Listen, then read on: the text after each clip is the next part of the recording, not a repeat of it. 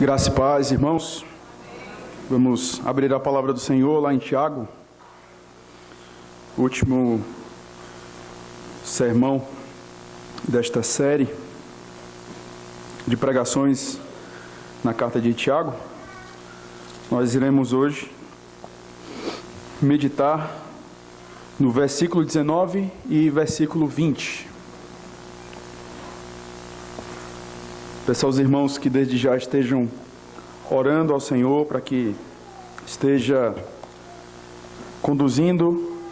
Se Deus quiser, no domingo que vem nós teremos a presença do pastor Laurindo em virtude do seminário de jovens. E após este domingo nós iniciaremos uma série no livro do profeta Jonas. Então peço aos irmãos que estejam orando e suplicando ao Senhor que esteja falando conosco. Tiago capítulo 5, versículo 19 e versículo 20, a palavra de Deus diz o seguinte: Meus irmãos, se algum entre vós se desviar da verdade e alguém o converter, sabei que aquele que converte o pecador do seu caminho errado salvará da morte a alma dele e cobrirá multidão de pecados.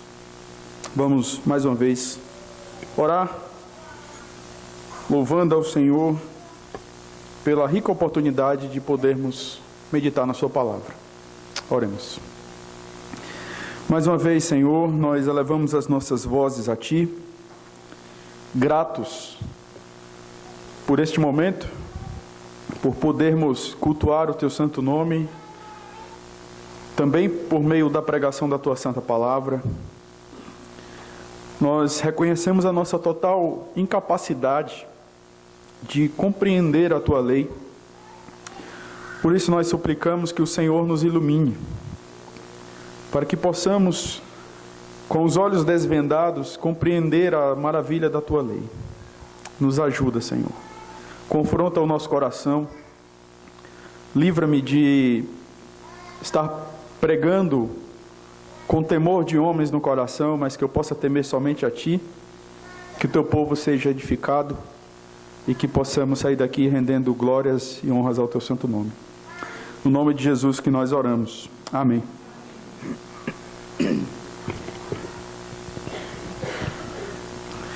Meus queridos irmãos, a apostasia é um assunto que precisa ser abordado com o máximo de seriedade, porque a apostasia ela está mais perto de nós do que nós podemos imaginar.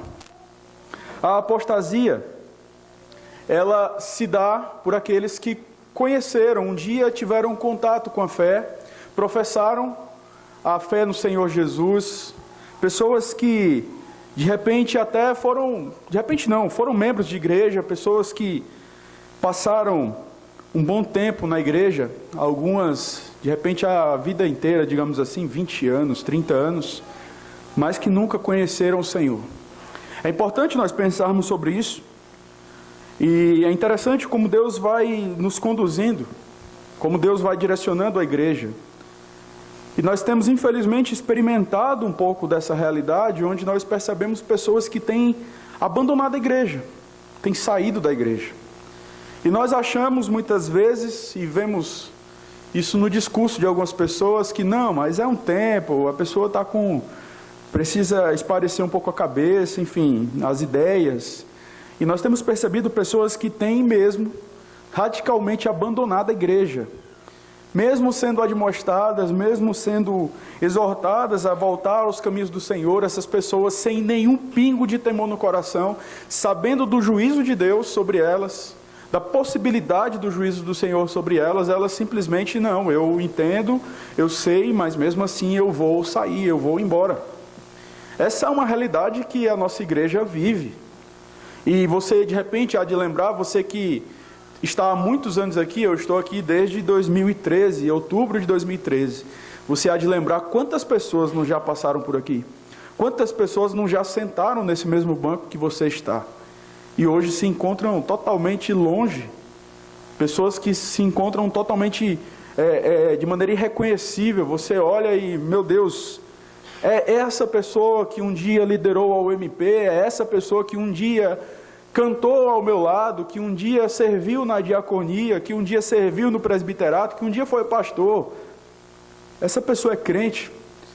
Então, infelizmente, a apostasia ela é uma realidade que nós vivemos. E é importante nós refletirmos sobre os efeitos maléficos que a apostasia ela tem. John Owen, em seu livro, ele diz, em seu livro Apostasia do Evangelho, ele fala que voltar as costas às verdades do Evangelho, depois de tê-lo recebido, é um pecado de culpa elevadíssimo, que produz os mais perniciosos resultados. É importante nós falarmos aqui que a apostasia, ela não é um ponto onde nós simplesmente olhamos e dizemos, não, então é possível perder a salvação? Não, é impossível nós perdermos a salvação. Mas é possível pessoas que um dia provaram realidades espirituais, pessoas que se emocionaram com a palavra, é possível que elas simplesmente abandonem a fé que pode parecer um pouco paradoxal, que eu vou dizer, mas a fé que um dia nunca tiveram. Então, é importante nós pensarmos sobre essa questão. O texto que nós pregamos no domingo passado, nós vemos em Tiago, capítulo 5, versículo 14, versículo 15, nós vemos que um dos efeitos de um pecado não confessado, porque a apostasia ela pode acontecer num sentido radical, mas também pode acontecer num sentido parcial. Existem pessoas que simplesmente com o coração endurecido em relação ao pecado, em relação à lei do Senhor, eles simplesmente se portam por um tempo com dureza no coração, mas aqueles que verdadeiramente conhecem a Deus são quebrados e retornam. Mas existem pessoas que simplesmente abandonam totalmente. O contexto que Tiago trabalha aqui é um contexto de possibilidade. Ele crê até as últimas consequências que, possivelmente, aquelas pessoas que se desviaram da verdade, elas são de fato crentes. É por isso que ele encoraja os seus leitores para que entrem nesse trabalho, nesse processo de restaurar essas pessoas quebradas. Mas o texto que nós pregamos domingo passado, especialmente o versículo 14 e o versículo 15, fala de um dos efeitos de um pecado não confessado. Um pecado não confessado pode vir a gerar uma apostasia. Olhe o versículo 14 e versículo 15. A palavra de Deus diz: está alguém entre vós doente? Chame os presbíteros da igreja, e estes façam oração sobre ele, ungindo-o com óleo em nome do Senhor. E a oração da fé salvará um enfermo, e o Senhor o levantará, e se houver cometido pecados, ser-lhe-ão perdoados. E nós vimos na pregação passada que essa enfermidade ela era em decorrência de um pecado não perdoado, né? Então é bastante possível que a apostasia ela ocorra por conta de pecados não perdoados. Tiago ele vai aqui encerrar a sua carta trazendo a sua última orientação, e uma orientação que diz respeito a como deve ser a nossa atitude em relação a irmãos que se desviam da verdade. Tiago ele supõe que o desvio aqui é de um irmão pela própria estrutura do texto. Olha o versículo 19, e você vai perceber Tiago dizendo: meus irmãos, se algum dentre vós se desviar da verdade. A apostasia, ela é num contexto onde pessoas de uma igreja local, elas simplesmente abrem mão dessa fé que um dia professaram, mas que sabemos são pessoas que nunca tiveram essa fé. Tiago escreve para uma igreja que conhecia a verdade. Era uma igreja composta de judeus cristãos. Eles ouviam, eles tinham feito um juramento, mas eles tinham quebrado esse juramento. Olha o versículo 12 do capítulo 5. Tiago ele fala: acima de tudo, porém, meus irmãos, não jureis nem pelo céu, nem pela terra, nem por qualquer outro voto. Antes seja o vosso sim, sim, e o vosso não, não, para não cairdes em juízo. Nós vimos, na ocasião dessa pregação, que, por exemplo, o momento do batismo, o momento da profissão de fé, é um juramento solene que você faz diante de Deus. E quando você resolve abrir mão da fé, quando você resolve não se submeter a admoestação do Senhor, que muitas vezes é proferida por um irmão, muitas vezes é proferida pelo conselho da igreja, você então está quebrando esse voto. E é importante que você tenha em mente isso, o que diz o final do versículo 12, do capítulo 5, para não cairdes em juízo. Deus executa o seu juízo porque a quebra de um juramento, a quebra de um voto, é a quebra do terceiro mandamento, quando o Senhor Deus diz que nós não devemos usar o seu nome em vão. Então é importante nós refletirmos sobre isso. Diante disso, mais uma vez, eu convido vocês a pensarem comigo sobre o tema, como lidar com pessoas que se desviaram da verdade. Nós iremos olhar a situação. Tiago, ele diz no início do verso 19, meus irmãos, se algum dentre vós se desviar da verdade e alguém o converter. Vamos ler o versículo 20. Sabei que aquele que converte o pecador do seu caminho errado, salvará da morte a alma dele e cobrirá a multidão de pecados. Tiago aponta aqui para a possibilidade da apostasia. Há pessoas que se desviam da verdade e logo retornam, mas há pessoas que se desviam radicalmente, não se dobram mesmo diante de admoestações e não retornam. Nós temos tido essa experiência também, de pessoas que se desviaram um dia, de pessoas que foram até excluídas do rol de membresia, mas que retornaram. De pessoas que foram membros da igreja até a adolescência ou até a juventude, saíram da igreja, mas retornaram. É claro que, de repente, nesses casos podemos refletir, será que foram de fato cristãs ou não? Essa é uma questão particular que devemos refletir em outro momento. Mas existem pessoas que retornam, pessoas que aceitam a admoestação do Senhor. Mas a pergunta é possível que alguém que provou de realidades espirituais, essa pessoa venha apostatar da fé? É possível. Hebreus capítulo 6, versículo 4 ao versículo 8, a palavra de Deus nos diz o seguinte: é impossível, pois, que aqueles que uma vez foram iluminados e provaram o dom celestial, essas expressões iluminados e dom celestial, elas nos remetem aos sacramentos do Senhor. Foram pessoas que de repente foram batizadas, pessoas que de repente provaram da ceia do Senhor, e aí ele continua, e se tornaram participantes do Espírito Santo. Olhe o que o texto diz: e provaram a boa palavra de Deus e os poderes do mundo vindouro, e caíram. Sim, é impossível outra vez renová-los para arrependimento, visto que de novo estão crucificando para si mesmos o Filho de Deus e expondo a ignomínia, expondo a vergonha, porque a terra que absorve a chuva, que frequentemente cai sobre ela, e produz erva útil para aqueles por quem é também cultivada, recebe bênção da parte de Deus. Mas se produz espinhos e abrolhos, é rejeitada e perto está da maldição, e o seu fim é ser queimada. Aqueles que verdadeiramente pertencem ao Senhor, conforme o Senhor Jesus diz lá em João, aqueles que o Pai me dá, de modo algum os lançarei fora. Ninguém vai arrebatar da minha mão.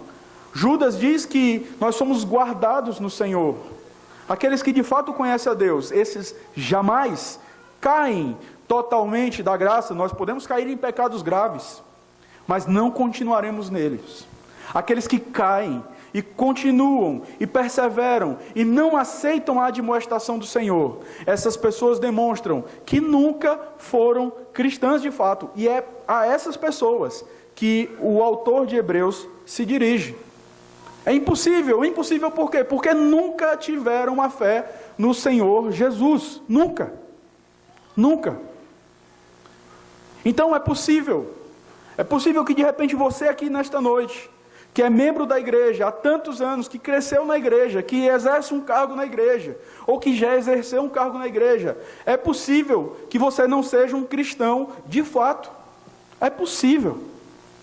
Mesmo você em alguns momentos da sua vida recebendo a palavra, mesmo você em alguns momentos da sua vida sendo tocado pela Escritura, é possível que você não seja um cristão de fato. E você olha, mas como assim? O Senhor Jesus falou isso em relação à parábola do semeador. No capítulo 13, no versículo 19, Jesus diz que a todos os que ouvem a palavra do reino e não a compreendem, vem o maligno e arrebata o que lhes foi semeado no coração. É possível que pessoas tenham, de repente, experimentado a palavra, se emocionado com a palavra, saído daqui empolgados, mas que de fato nunca foram cristãs. Por isso que Pedro fala: procurai com diligência cada vez maior confirmar a vossa vocação e eleição. Porque não basta, irmão, simplesmente dizer: não, eu creio na eleição. Se você de repente não vive o evangelho, a fé, a verdadeira fé no Senhor Deus, é uma fé que nos leva à prática, é uma fé que nos leva à operação, é uma fé operosa, é uma fé que nos leva à atividade. Mas nós vemos na Escritura pessoas que apostataram. Exemplos. No Antigo Testamento, por exemplo, nós temos o caso de Adão, que estava com o Senhor Deus, ele percebia as coisas maravilhosas de Deus. A Bíblia diz que ele tinha esse contato direto com Deus. No entanto, o que foi que ele fez? Ele abriu mão disso, ele desobedeceu ao Senhor. Nós temos este exemplo. Ao passo que o Senhor Deus foi misericordioso, gracioso e salvou. Eu não tenho dúvidas de que Adão e Eva foram salvos pelo aquilo que Deus fez, de ter sacrificado um animal para justificá-los ali. Nós temos o caso da rebelião dos filhos de Corá em Números 16, que se revoltaram contra Moisés, e que no final das contas foi uma revolta contra o Senhor Deus, o que nos leva a temer, porque muitas vezes nos portamos com rebeldia em relação à nossa liderança, nos portamos com rebeldia em relação à admoestação de um irmão, mas nos esquecemos que estamos nos portando com rebeldia contra o próprio Deus. E isso é usar o nome de Deus em vão. No Novo Testamento, nós temos o caso de Himeneu, relatado por Paulo lá em 1 Timóteo 1, 19 e 20. A palavra de Deus fala de Himeneu e Alexandre, mantendo a fé e a boa consciência, porquanto alguns, tendo rejeitado a boa consciência, vieram a naufragar na fé. E dentre esses se contam Himeneu e Alexandre, os quais, olha o que aqui Paulo diz, os quais entreguei a Satanás para serem castigados, a fim de não mais blasfemarem. Paulo vai dizer que Alexandre chegou a fazer-lhe muito mal. E aí a palavra de Deus diz, Paulo fala: o Senhor lhe dará a paga segundo as suas obras. Nós temos o caso de Demas, relatado pelo próprio apóstolo Paulo lá em 2 Timóteo 4, 10. É possível que pessoas que experimentaram de realidades espirituais abandonem a fé. Essa pode ser a sua realidade hoje. Quem eram essas pessoas que Tiago fala que essas pessoas que possivelmente se desviaram da fé? Nós sabemos que eram judeus cristãos. Eram pessoas que tinham o hábito de ouvir a lei. O versículo 22 do capítulo 1 de Tiago diz, Tiago ele está preocupado com essa situação, porque era um costume do judeu ir à sinagoga no sábado, ouvir a lei do Senhor, mas não praticavam. Por isso que Tiago diz: tornai-vos, pois, praticantes da palavra e não somente ouvintes, enganando-vos a vós mesmos. Essas pessoas, irmãos, elas estavam na congregação, elas estavam na igreja local, elas eram vistas com os irmãos, elas estavam ali em meio aos momentos de cântico, elas estavam nas programações daquela igreja, mas elas não conheciam o Senhor, porque elas eram meramente ouvintes, elas não praticavam a palavra de Deus. Essas pessoas que se desviaram da verdade, eram pessoas que tinham uma teologia correta. O capítulo 2, o versículo 18, o versículo 19, Tiago ele vai dizer o seguinte: mas alguém dirá, tu tens fé, e eu tenho obras. Mostra-me essa tua fé sem as obras, e eu com as obras te mostrarei a minha fé. Alguém que se levantava no meio da igreja e dizia: não, mas eu tenho fé. Que história é essa? Eu sou uma pessoa cheia de fé, eu creio em Deus. Eu creio que Deus é um só. Tiago diz no verso 19: crês tu que Deus é um só? Fazes bem. Até os demônios creem e tremem. Então perceba, ter uma teologia correta não necessariamente nos faz pessoas crentes diante do Senhor. Daí, irmãos, nós entendemos que a apostasia, ela não necessariamente é o abandono da igreja visível, mas muitas vezes a apostasia está presente em pessoas que continuam domingo após domingo na igreja. Pessoas que não vivem novidade de vida, pessoas que continuam a mesma coisa, são as mesmas dificuldades. Externamente, eles diziam que tinham sabedoria, eles diziam que tinham fé, mas eles não viviam. Eles não viviam. E não vamos nos iludir aqui em acreditar que alguém que possui um cargo na igreja é alguém que de fato é cristã. Não necessariamente. John Owen, falando sobre essa questão da apostasia, ele diz: o perigo da apostasia sempre estará presente se os homens receberem a verdade só em sua mente, mas não a amarem em seu coração e se submeterem a ela exercendo sua vontade. Tiago diz que aqueles estavam exatamente fazendo isso. Alguns deles, eles haviam se desviado da verdade, ou seja, eles estavam agindo totalmente contrários àquilo que a Escritura dizia. No final das contas, eles estavam agindo totalmente contrário a Cristo. Cristo, ele é comparado a isso. Na verdade, Cristo é a verdade. Nós vamos lembrar do que diz João 14. Eu sou o caminho, a verdade e a vida. Por isso que Tiago exorta os seus leitores: tornai-vos praticantes e não somente ouvintes. Vocês estão se enganando. Vocês acham que são crentes? Vocês não são. O crente, ele pratica a palavra. O crente, ele vive as Escrituras. E como é triste nós constatarmos que existem pessoas que têm um discurso tão bonito, mas uma vida tão miserável diante de Deus. Deus não se ilude, como eu posso me iludir, como muitos podem se iludir. Deus não se engana. Deus não se engana com lágrimas.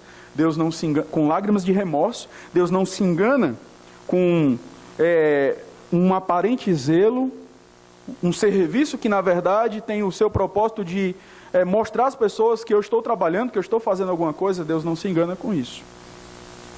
Alguém que se desviou da verdade, conforme disse, não necessariamente é alguém que abandonou a igreja. Alguém que chegou a ser excluído. De repente, alguém que se desviou da verdade é alguém que se mantém na igreja visível. Mas Cristo conhece quem é a sua verdadeira igreja, Ele sabe. Tiago cita uma situação no capítulo 4, no versículo 2, de pessoas que estavam agindo com cobiça, pessoas que estavam matando umas às outras. Sabemos que o matar aqui não era um matar literal, eles não estavam assassinando uns aos outros no sentido literal, mas eles estavam matando porque a inveja, a cobiça, as contendas e as guerras, elas são sim, elas se configuram na quebra do mandamento do Senhor: não matarás. Tiago diz: cobiçais e nada tendes, matais e invejais e nada podeis obter, viveis a lutar e a fazer guerras, nada tendes porque não pedis. São pessoas que estão na igreja, pessoas que experimentam de realidades espirituais, mas não são cristãs. Nem todos aqueles que estão no rol de membro são de fato filhos de Deus. Não confunda cargo eclesiástico com tempo de igreja, com salvação em Cristo. A pergunta é: você é de fato salvo? Você pode ver Cristo na sua vida? As pessoas podem ver Cristo no seu falar? Os seus pastores podem ver Cristo em você? Os diáconos podem ver Cristo em você? Será que os membros podem ver Cristo na sua liderança? E aqui, alguém que, não, mas a liderança não está fazendo o que eu quero. Sim, a liderança não tem que fazer o que você quer. E nem você tem que fazer o que eu quero. Você tem que fazer o que a palavra de Deus manda fazer. É nesse sentido. É uma avaliação feita pelas Escrituras. Você vê mudança de vida na sua própria vida? Você consegue ver características do Senhor Jesus em você? É possível que você, que está aqui nesta noite me ouvindo, é possível que você não seja um crente em Cristo. Reconciliai-vos com o Senhor Deus nesta noite. Buscai a Deus enquanto se pode achar. Arrependei-vos e voltai aos caminhos do Senhor. Mas Tiago, ele fala, depois de termos olhado um pouco a situação, Tiago, ele fala do compromisso do cristão. Olha aí no final do verso 19. Eu sempre vou voltar ao início para termos uma visão completa. Meus irmãos, se algum dentre vós desviar da verdade, olha o compromisso, e alguém o converter, saber que aquele que converte o pecador do seu caminho errado salvará da morte a alma dele e cobrirá a multidão de pecados. Nós precisamos ter duas coisas em mente aqui. A primeira é que Tiago, ele sabe que somente Deus pode converter o coração humano, num sentido de salvação, no sentido de trazer aquela pessoa à luz do Evangelho. Mas Tiago não está falando aqui de conversão no sentido de salvação. Não se esqueça, Tiago está falando de pessoas que possivelmente são crentes, se desviam da verdade, mas têm o Espírito Santo de Deus. E então são admoestadas e retornam. Mas num sentido geral, só Deus pode dar vida. Tiago não está falando aqui se algum irmão converter, no sentido de que nós temos o poder para convencer as pessoas. Nós não temos. Quem convence é o Espírito Santo. Versículo 18 do capítulo 1. A palavra de Deus diz que, segundo o querer de Deus, Ele nos gerou pela palavra da verdade. Então Tiago não está dizendo aqui que nós temos o poder de dar vida às pessoas. Mas uma vez que elas têm o Espírito Santo, Deus nos usa como instrumentos seus para que possamos reconduzir essas pessoas aos seus caminhos por meio da admoestação. Segundo, Tiago, ele alimenta a esperança de que há possibilidade de que o desviado da verdade, aquele que abriu mão dos caminhos do Senhor, Tiago abre a possibilidade para que isso seja algo passageiro. É por isso que ele encoraja os seus leitores. E alguém o converter, sabei que aquele que converte o pecador do seu caminho errado salvará da morte a alma dele e cobrirá multidão de pecados. Por quê? Porque existem pessoas. Por que falo isso? Porque nós não podemos nos esquecer do que diz Tiago 5,16. Existem pessoas que, de maneira radical, depois do processo ter acontecido, o processo de Mateus 18, mesmo assim, saem totalmente. São excluídas do rol de membro. E o que é que o Senhor Jesus diz? Considera como gentil e publicano. O que é isso? Não é meu irmão na fé. Essa é a questão. Por isso que Tiago fala de um desvio da verdade de pessoas que estão ali no contexto da igreja local. Pessoas que não passaram ainda por um processo de disciplina que culminou numa exclusão. Porque João fala, se alguém vir a seu irmão cometer pecado não para a morte, pedirá e Deus lhe dará vida. Aos que não pecam para a morte. Há pecado para a morte, e por esse não digo que rogue. Há pessoas que abandonaram a fé, não se submeteram àquilo que a liderança da igreja colocou, saíram, foram excluídas do rol de membro. Qual deve ser a nossa atitude em relação a essas pessoas? Não orar. Nem orar. É isso que João fala. É o Evangelho. Não sou eu que estou dizendo. A não ser que você queira contrariar aquilo que Deus diz. Deus é sábio, irmãos, e adivinhe, Ele é mais sábio do que nós. Então, não queira fazer aquilo que Deus ordenou para não fazer. Por isso, nós devemos nos comprometer hoje. Hoje, nós devemos nos comprometer com os irmãos. Obviamente, um compromisso maior com Deus, mas nos comprometer na restauração dos nossos irmãos. É o que a Escritura exorta a cada um de nós. Hebreus capítulo 3, versículo 12 e versículo 13, o autor diz: tende cuidado, irmãos, jamais aconteça haver em qualquer de vós perverso coração de incredulidade, que vos afaste do Deus vivo. Pelo contrário, olha o que é que o autor aos Hebreus diz: exortai-vos mutuamente, cada dia, durante o tempo que se chama hoje, a fim de que nenhum de vós seja endurecido pelo engano do pecado. Deus nos chama a nos comprometermos na restauração do nosso irmão. Esse compromisso de admoestação não é um compromisso só do pastor, não é um compromisso só dos presbíteros, só dos diáconos. Esse é um compromisso nosso, um compromisso com o Senhor Deus. Judas, versículo 22 e versículo 23, traz a mesma ideia. Olha o que é que diz: e compadecei-vos de alguns que estão na dúvida, salvai-os, arrebatando-os do fogo. Esse compromisso deve ser um compromisso de todos nós. Não é um compromisso só da liderança. Mas por que muitos não se envolvem nesse trabalho? Por que muitos preferem fazer vista grossa em relação ao pecado do outro? Porque não amam a Deus. Porque não temem ao Senhor. Amam mais a sua glória. Amam mais a sua vida do que ao Senhor. E não se envolvem. E o corporativismo é um câncer no meio da igreja. É o indivíduo que cresceu com o outro e acoberta. Acoberta porque não, ele confia em mim. Se alguém confessou para você, você foi chamado por Deus naquele momento a se comprometer com a restauração desse irmão e a ir até as últimas consequências. Mas estamos preocupados. Estamos preocupados com o nosso conforto, estamos preocupados com a nossa reputação, estamos preocupados em sermos excluídos de determinados grupos, estamos preocupados em agradar os outros e não nos envolvemos porque não amamos a Deus. Mateus capítulo 22, versículo 36 e 39, o Senhor Jesus, Ele fala sobre o amor, o compromisso nosso. Ele diz, amarás o Senhor teu Deus de todo o teu coração, de toda a tua alma, de todo o teu entendimento. E amarás o próximo como a ti mesmo. Este é o grande e primeiro mandamento. Eu amo a Deus.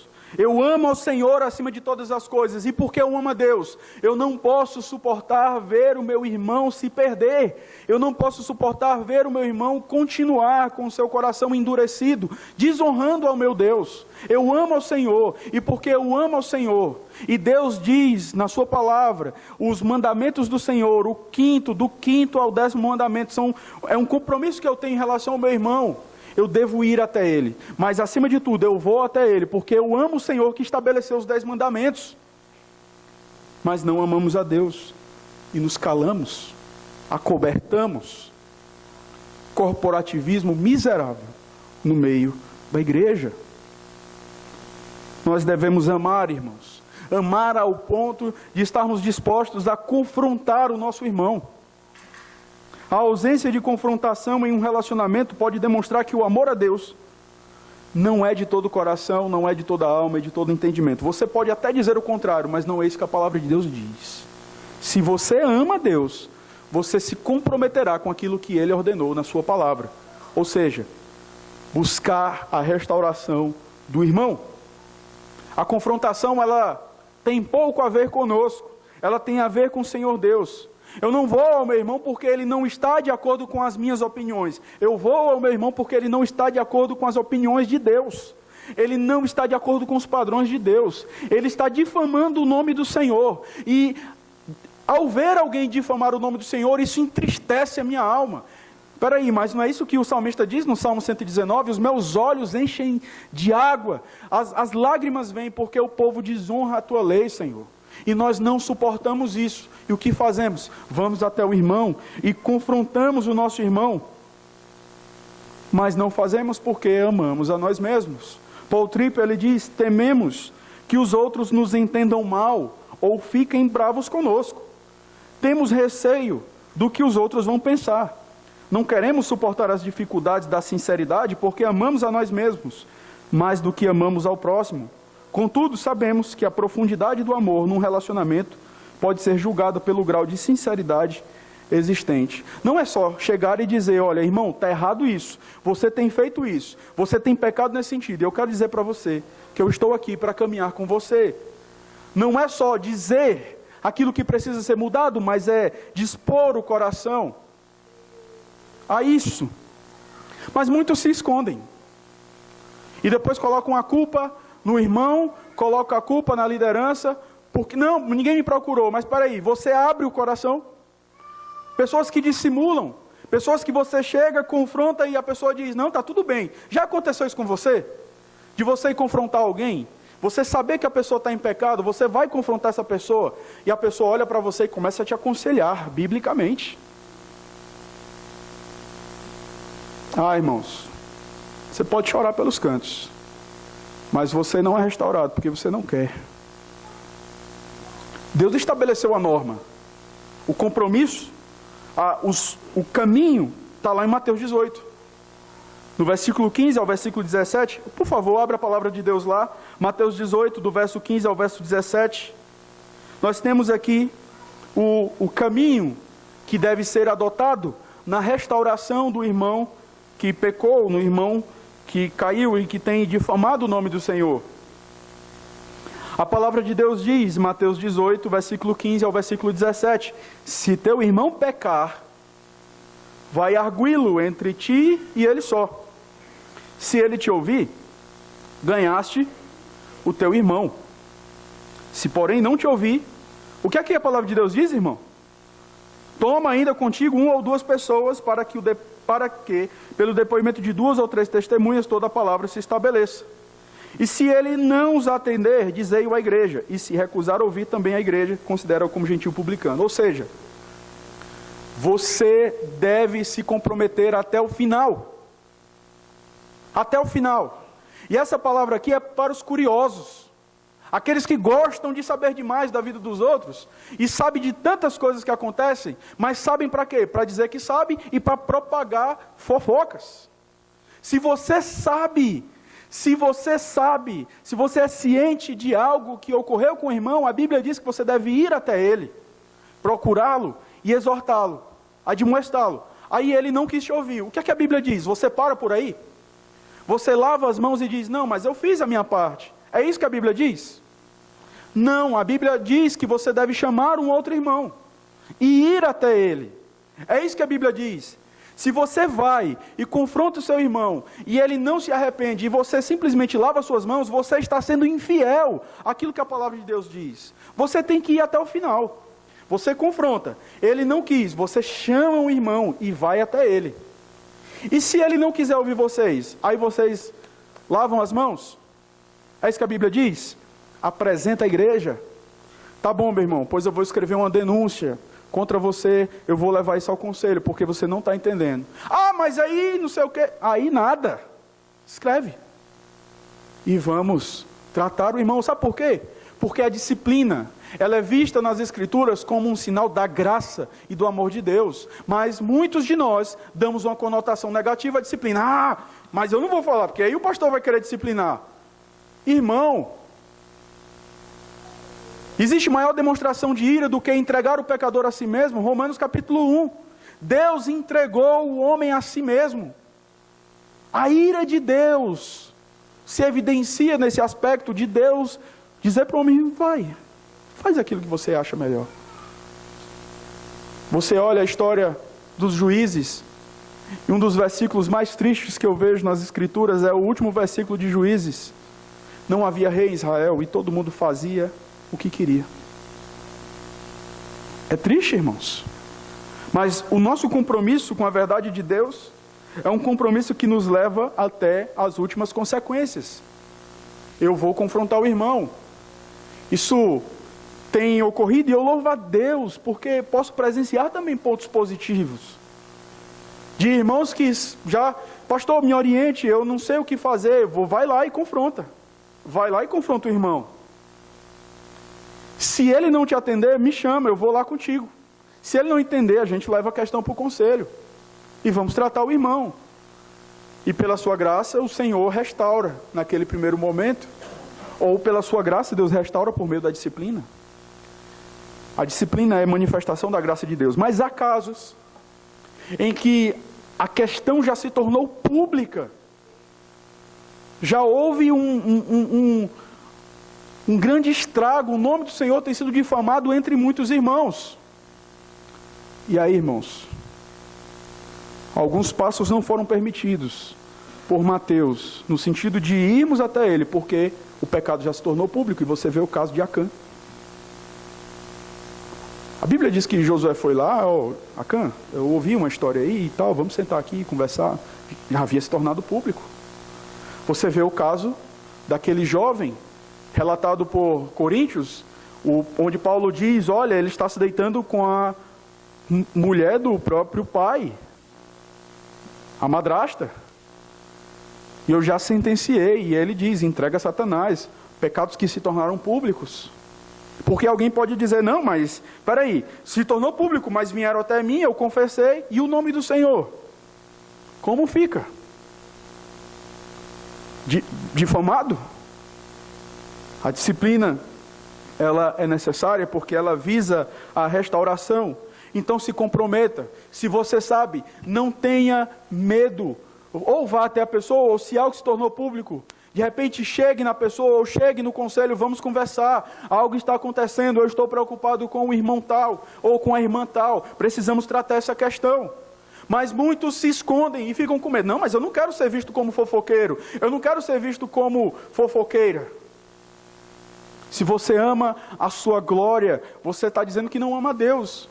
Você deve se comprometer com a restauração do seu irmão. E nós conhecemos casos de pessoas, pastores, que com muitas lágrimas chegaram muitas vezes a apresentar seus próprios filhos à disciplina, a sua própria esposa. Eu conheço histórias assim. Histórias de pastores que, infelizmente, chegaram a excluir grande parte de pessoas que foram até seus padrinhos de casamento, porque não se submeteram ao Senhor. Você foi chamado para amar a Deus acima de todas as coisas, porque Mateus 10:37, o Senhor Jesus diz, quem ama seu pai ou sua mãe mais do que a mim, não é digno de mim. Quem ama seu filho ou sua filha mais do que a mim, não é digno de mim. O que significa que não importa se é o seu filho, se é a sua filha, se é a sua esposa, se é o seu marido, se é o seu irmão, a sua irmã, não importa se é o seu pai ou sua mãe, você tem que ser fiel a Deus. Você vai confrontar, mas se ele não quer mudar, você deve ir até o final em Mateus 18, porque ele é seu irmão na fé, e não muda, as coisas não mudam. Mas existe um corporativismo miserável, de alguns, não, mas vamos deixar aqui em família, como assim, irmãos? E o nome do Senhor vai sendo difamado. Se você ama Deus, você deve se comprometer com a restauração do seu irmão. O Senhor Jesus se comprometeu em alcançar o coração dos seus eleitos, em alcançar a justificação, em completar aquilo, em satisfazer a justiça de Deus. Ele se comprometeu a ponto de entregar a própria vida. E você está preocupado com a sua reputação? Se Cristo deu a vida pela sua igreja, nós, irmãos, somos miseráveis quando nos preocupamos com a nossa reputação, quando nos preocupamos com o nosso conforto, quando pensamos, a pessoa vai deixar de falar comigo, você é um miserável, não pense assim, não pense assim. Cristo deu a vida. O que você faz não é nem a metade daquilo que Cristo fez. 1 Reis, capítulo 15, versículo 11 ao versículo 13, nós temos a história de um rei, temente ao Senhor, que não hesitou em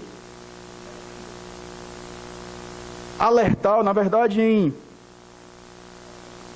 chegar na sua própria mãe e tirá-la do cargo de rainha-mãe, porque ela estava idolatrando. Observe, aí você, não, mas e o honrar pai e mãe? O honrar pai e mãe, até onde isso não me leva a pecar contra Deus. A submissão, ela é uma submissão que não nos leva a pecar contra o Senhor. Submissão absoluta a Deus, amar a Deus sobre todas as coisas. E olha o que é que a palavra de Deus diz, 1 Reis 15, versículo 11 ao versículo 13. Asa fez o que era reto perante o Senhor, como Davi seu pai, porque tirou da terra os prostitutos cultuais, e removeu todos os ídolos que seus pais fizeram, e até a Maaca, sua mãe, depôs da dignidade de rainha-mãe, porquanto ela havia feito ao poste ídolo uma abominável imagem, pois Asa destruiu essa imagem, destruiu essa imagem e a queimou no vale de Cedron. Asa não teve medo de corrigir ele como um rei, a sua própria mãe, porque estava desonrando o nome do Senhor. Se você já fez isso e ainda não pediu perdão a Deus, eu convido você a pedir perdão ao Senhor e a mudar de atitude nesta noite, porque Você foi chamado, sim, para amar a sua esposa. Você foi chamado para amar o seu marido. Você foi chamada para amar o seu marido. Você foi chamado para amar as pessoas da sua casa. Mas elas jamais estarão no mesmo pé de igualdade do amor que você deve somente a Deus. Jamais. Jamais. A pergunta é, qual tem sido a sua reação quando descobre o pecado de um irmão? Você vai até ele e o confronta e fica atento aos passos de Mateus 18 ou fica calado? Há pecados que já se tornaram notórios ao público, mas não chegaram ao conhecimento do conselho da sua igreja. Qual tem sido a sua atitude? Acobertar o pecado do outro? Ou tratá-lo ainda que isso lhe custe a amizade do impenitente? Qual tem sido a sua atitude? Se envolva no cuidado daqueles que estão caminhando para a perdição. Seu compromisso é com o Senhor. Se preocupe com a glória de Deus acima de todas as coisas. Se preocupe com o Senhor. É isso que a palavra de Deus ela nos ordena. Mas Tiago ele fala da possibilidade do êxito no trabalho. No versículo 20, Tiago diz: sabei que aquele que converte o pecador do seu caminho errado, duas coisas vão ocorrer. Primeiro, salvará da morte a alma dele. E segundo, cobrirá a multidão de pecados. Só há um meio. Deus estabeleceu um instrumento para que a alma seja salva. Qual é o instrumento? A Escritura. Versículo 21 do capítulo 1. Tiago ele diz: portanto, despojai-vos de toda impureza e acúmulo de maldade, acolhei com mansidão a palavra em vós implantada, a qual é poderosa para salvar a vossa alma. Se você vai confrontar o irmão, você tem que ir com as Escrituras. Se você sonha, se você almeja que o irmão seja restaurado, você tem que ir com as Escrituras. Você tem que mostrar para ele nas Escrituras. Não é a sua opinião, é aquilo que ele tem feito e que tem desagradado ao Senhor. Isso nos tira da zona de conforto. Por quê? Porque nós devemos lembrar daquilo que Paulo disse: aquele que está de pé, cuide para que não caia. A Escritura, ela nos coloca num pé de igualdade, onde eu vou confrontar o meu irmão com um coração humilde, mais firme, mas sabendo que eu posso estar na mesma condição. Então eu devo ir com a palavra do Senhor e mostrar para ele: meu irmão, você tem feito isso, e o caminho que você tem traçado é um caminho de morte, é um caminho de perdição. E infelizmente, muitas vezes iremos confrontar pessoas que não, está tudo bem, qual o problema? Olhe Provérbios capítulo 1, por favor. Provérbios capítulo 1, versículo 32 e versículo 33. A palavra de Deus diz algo que nos deixa pressionados. Os nécios são mortos por seu desvio, e aos loucos a sua impressão de bem-estar os leva ao quê? À perdição. A sua impressão de bem-estar, mas o que me der ouvidos habitará seguro, tranquilo e sem temor do mal. Por isso vá com a palavra. A pessoa precisa dar ouvidos não só a você, sobretudo ela tem que dar ouvidos ao Senhor. A admoestação nas Escrituras, a admoestação no Senhor, é uma admoestação onde nós somos utilizados como instrumentos de Deus para que o pecador, ele ouça ao Senhor, não é a mim. Ele deve ouvir ao Senhor Deus. Quando ele rejeita você, ele está rejeitando o Senhor Deus. Se nós, irmãos, tivermos êxito nesse trabalho, nós salvaremos a alma do nosso irmão da perdição. Isso é amor. Amar o irmão é se preocupar com a alma dele, não é se preocupar com o seu bem-estar, ou com o bem-estar temporal do irmão. Deus está mais interessado no nosso coração do que no nosso conforto. Tudo coopera para o bem daqueles que amam a Deus. Deus utiliza de sofrimentos para moldar, forjar Cristo em nós. Então, irmãos, nós devemos ter a mesma motivação do Senhor, nos preocupar com o coração. Como está o seu compromisso em restaurar o irmão? Será que você tem se preocupado com o fim dele? E eu louvo a Deus, porque Deus tem despertado pessoas para se preocupar de fato com os irmãos na fé, ainda que essas pessoas sejam pessoas da sua própria casa. Louvado seja Deus por isso, porque a preocupação aqui é com a alma. E havendo êxito na restauração do irmão, o irmão está sendo ali livrado da ira de Deus. Segundo, cobrirá a multidão de pecados. Tiago provavelmente está replicando aqui o que diz Provérbios 10, versículo 12. O ódio excita contendas, mas o amor cobre todas as transgressões.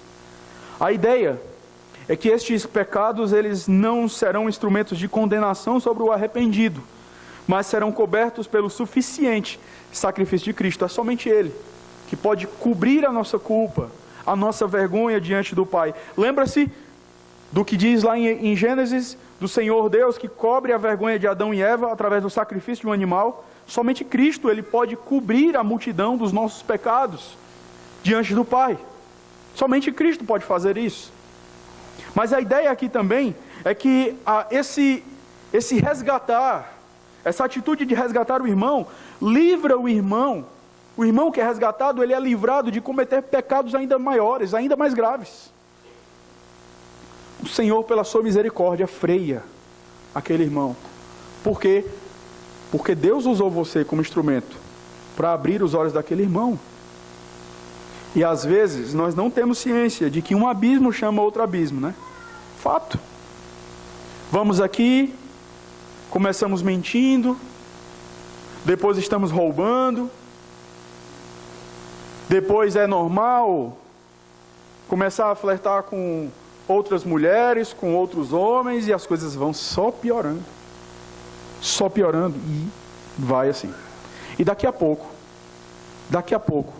estamos cometendo, além dessas coisas, outras coisas mais ainda abomináveis diante de Deus. Você ama o seu irmão? Então diga a verdade a ele. Diga para onde ele está indo, se ele continuar com seu coração duro. Diga a verdade. Ela é evidência do amor. Amor sem verdade é hipocrisia. João Calvino, comentando esse trecho, ele diz: não há melhor ou mais excelente modo de cobri-los do que quando são totalmente cancelados diante de Deus. Está falando dos pecados. E isto é feito quando o pecador, por nossa admoestação, é conduzido ao caminho certo.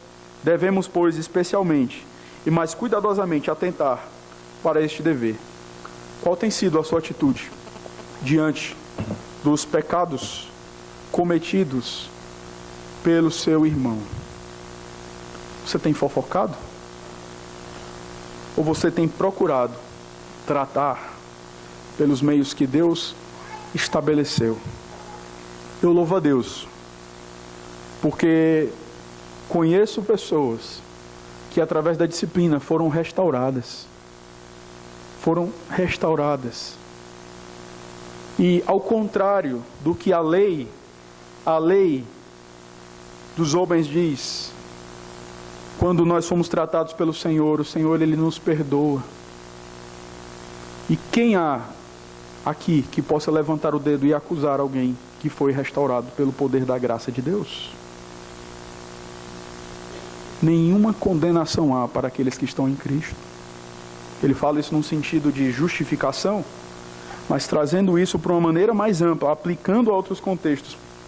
Quem somos nós para levantarmos o dedo para alguém que foi trabalhado pela graça soberana de Deus, alguém que foi restaurado? Mas se você não se compromete, você está sendo infiel ao Senhor. O processo de disciplina, ele sempre, nas Escrituras, ele envolveu toda a igreja. Porque todos nós choramos e todos nós nos envolvemos com a restauração. Enquanto você estiver preocupado com a sua glória, pessoas vão continuar se perdendo no meio da igreja. Não se preocupe com a sua glória, se preocupe com a glória de Deus. Que Deus nos abençoe e que o Senhor Deus aplique a sua santa palavra aos nossos corações. Eu quero orar mais uma vez.